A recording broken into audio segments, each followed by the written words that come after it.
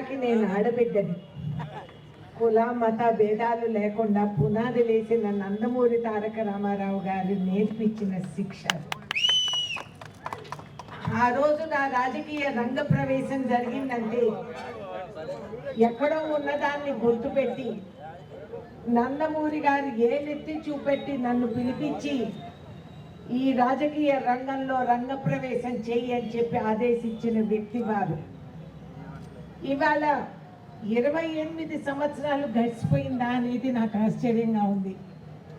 నందమూరి గారు ఎక్కడికి పోలేడు, శాశ్వతంగా అమర్ హై అని ప్రజల గుండెల్లో చరిత్రలో సువర్ణ అక్షరాలతో వారి పేరు ఎప్పటికీ కూడా నినాదాలు ఇచ్చుకుంటూ అందరూ కూడా తెలుగు జాతిలో గర్వపడుతూ అందరము ఇవాళ ఇక్కడ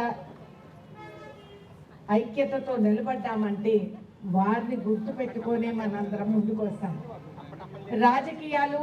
రాజకీయ విభేదాలు వివిధ పరిస్థితుల వల్ల దారులు కొన్నిసార్లు మారుతూ ఉంటాయి, పునాదులు కథలు. అందుకని నందమూరి గారు నాకు ఇచ్చిన బిరుదు బహిరంగ సభలో ఏకైక మగవాడు నా పార్టీలో అని చెప్పి నన్ను ఆశీర్వదించారు.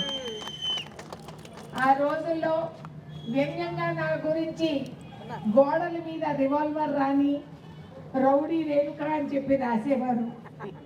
నేను వ్యసనపడితే వారు అన్నారు, వ్యసనం ఎందుకు, అది నిన్ను మెచ్చుకుంటున్నారు వాళ్ళు అని గర్వపడు అని చెప్పారు.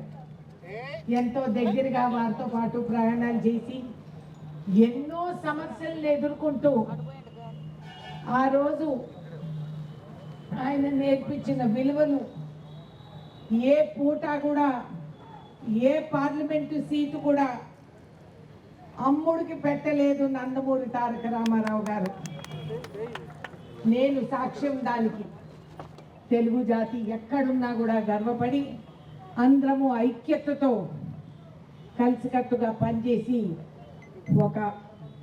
ఈ రాజకీయ స్తబ్దత ఏదైతే ఈ కాలంలో వచ్చిందో దాన్ని తొలగి వేసేటట్టు ఈ 10 సంవత్సరాలు ఈ రాష్ట్రంలో అనుభవించిన నరకాన్ని తొలగించి ఇవాళ కాంగ్రెస్ తెలుగుదేశం కలిసి పని చేసుకొని ఒక మంచి పరిపాలనని మళ్ళీ ఏర్పాటు చేసుకునే దాంట్లో అందరము భాగస్వాములుగా ఉన్నామని గర్వపడుతూ ఈ అవకాశం నాకు కలిగించారు.